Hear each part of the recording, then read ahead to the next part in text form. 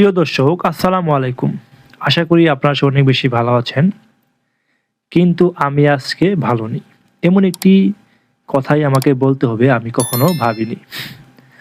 আপনারা অবশ্যই অবগত রয়েছেন, আজকে বিকালে যে ঢাকা-৮ আসনের যে এমপি প্রার্থী স্বতন্ত্র থেকে ওসমান হাদি এবং তার যে প্রতিদ্বন্দ্বী রয়েছে মির্জা আব্বাস বিএনপি থেকে এবং জামাত ইসলাম থেকে রয়েছেন হেলাল। আজকে দুঃখ ভারাক্রান্ত মন নিয়ে কথা বলতে হচ্ছে আমাকে, এবং আপনারা অবশ্যই অবগত রয়েছেন, বাংলাদেশে ২০২৪ সালে যে গণঅভ্যুত্থান হয় স্বৈরাচার শেখ হাসিনাকে হটানোর জন্য, সেই প্রথম সারির নেতা ছিলেন ওসমান হাদি। তাকে টার্গেট করে এই আজকে গুলিবিদ্ধ করা হয়েছে এবং তার অবস্থা আশঙ্কাজনক অবস্থানে রয়েছে। অনেকে মনে করছে তার ব্রেইন ডেথ হয়েছে, অর্থাৎ তার যে মস্তিষ্ক রয়েছে সেটি কোষগুলো মারা গেছে। তার যে ব্রেইন ডেথ অর্থাৎ মস্তিষ্কে যে কোষগুলো রয়েছে সেগুলো আর কাজ করবে না যদিও সে বেঁচে থাকে, এমনটা কিন্তু অনেকেই মনে বলছে। ডাক্তাররা বলছে তাকে ব্রেন ডেথ হয়েছে তিনি। এখন প্রশ্ন হচ্ছে, তার মৃত্যুর পিছনে কারণগুলো কি কি, অথবা তার মৃত্যুর জন্য কে দায়ী, এই বিষয়টি নিয়ে কিন্তু আজকে আমি একটু আলোচনা করব। আপনারা জানেন, ঢাকা-৮ আসন পুরান ঢাকার মধ্যে ঐতিহ্যবাহী একটি আসন, এবং এই যে ত্রয়োদশ জাতীয় সংসদ নির্বাচন হবে ২০২৬ সালে, সবচেয়ে হেভিওয়েট প্রার্থীদের লড়াই হবে ঢাকা-৮ আসনে। সেখানে লড়বেন স্বতন্ত্র প্রার্থী থেকে ওসমান হাদি এবং বিএনপির যে স্থায়ী কমিটির সদস্য রয়েছেন মির্জা আব্বাস তিনি, এবং জামাত ইসলামের কেন্দ্রীয় নেতা এবং অনেক হেভিওয়েট প্রার্থী হেলাল উদ্দিন। এই তিনজন প্রার্থী এবং এনসিপি রয়েছে আরেকজন, তার নামটা আমার সঠিক মনে নেই। এই চারজন ব্যক্তি এই ঢাকা-৮ আসনে নির্বাচন করবেন, এবং অনেকে মনে করছে ঢাকা-৮ আসন হবে সবচেয়ে লড়াই এবং তুমুল লড়াই, এবং সেখানে অগ্রিম অর্থাৎ আগাম কোনো প্রস্তুতি নেবে কিনা সরকার, সেটি নিয়েও প্রশ্ন তুলেছে। কারণ কিছু কিছু আসন রয়েছে হেভিওয়েট প্রার্থীদের লড়াই, সেগুলোতে সহিংসতা হওয়ার সম্ভাবনা বেশি। সেক্ষেত্রে আইনশৃঙ্খলা বাহিনী এবং নির্বাচন কমিশনার কী দায়িত্ব নিয়েছে সেই বিষয়টি নিয়ে কিন্তু অনেকেই প্রশ্ন তুলেছে।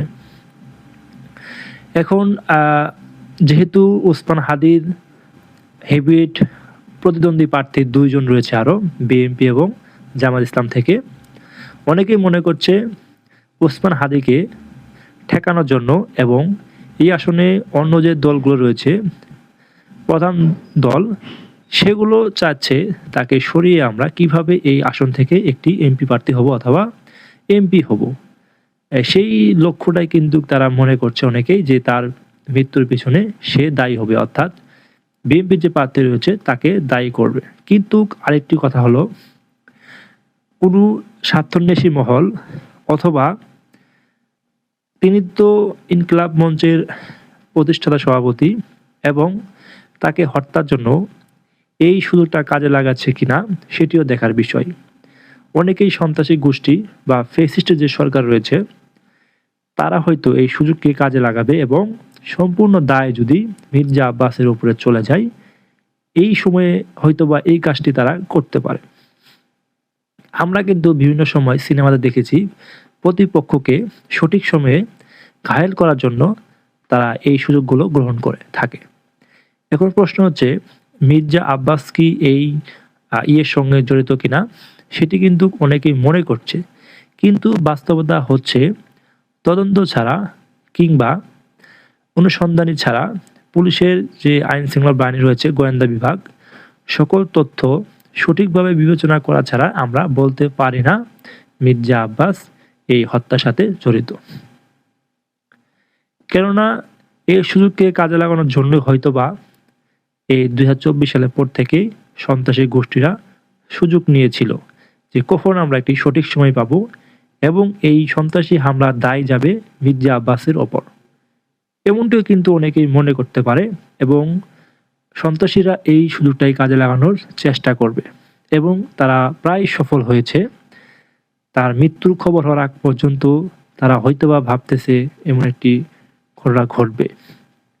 এবং আল জাজিরার যে অনুসন্ধানী সাংবাদিক রয়েছে জুলকারনাইন সায়ের, তিনি কিন্তু ইতিমধ্যেই একটি ভিডিও বার্তা এবং ফেসবুক পোস্টের মাধ্যমে বলেছেন, ভারত থেকে অনেকগুলো লোক কিন্তু সন্ত্রাসী বাহিনী কিন্তু বাংলাদেশে অনুপ্রবেশ করেছে। তারা বিভিন্ন হেভিওয়েট প্রার্থী এবং জুলাই যোদ্ধার যে প্রথম সারির নেতা, তাদেরকে টার্গেট করে কিন্তু এই হত্যাযজ্ঞ চালাবে। নির্বাচনী তফসিল করার একদিন পরেই এমন একটি হত্যাকাণ্ড, এটি অশনির সংকেত, এমনটি কিন্তু বলেছেন অনেক নেতাকর্মী। এটি কখনোই গ্রহণযোগ্য নয়, এমনটি কিন্তু অনেকেই বলছে। নির্বাচনের বাকি আরও অনেক দিন। এই দিনে যদি হেভিওয়েট প্রার্থীদের ওপর এইভাবে হামলা করা হয়, তাহলে নির্বাচনের পরিবেশ নষ্ট হয়ে যাবে এবং নির্বাচন বানচাল হয়ে যাবে। এই নির্বাচনকে পিছিয়ে দেওয়া অথবা নির্বাচনকে নষ্ট করা বা বাতিল করার জন্য একটি গোষ্ঠী কিন্তু বিদেশ থেকে বা ভারতের যে এজেন্ডা রয়েছে তারা কিন্তু বাস্তবায়ন করার চেষ্টা করবে। সেই লক্ষ্যেই এখন বাংলাদেশের জনগণ কী পদক্ষেপ নেয়, বাংলাদেশে যে স্বরাষ্ট্র প্রতিমন্ত্রী রয়েছে, স্বরাষ্ট্র উপদেষ্টা, তারা কী পদক্ষেপ নেয় সেটিও দেখার বিষয়। কীভাবে তারা এই হত্যাযজ্ঞকে সমর্থন দেয় অথবা 24 ঘন্টার মধ্যে কেন তারা সেই সন্ত্রাসীকে অ্যারেস্ট করতে পারছে না, জিজ্ঞাসাবাদ করতে পারছে না, সেটিও একটি প্রশ্ন। প্রিয় দর্শক, এই হত্যার মূল উদ্ঘাটন হওয়ার আগ পর্যন্ত আমরা অবশ্যই সবাই আমরা সাহায্য করবো আইন শৃঙ্খলা রক্ষাকারী বাহিনীকে।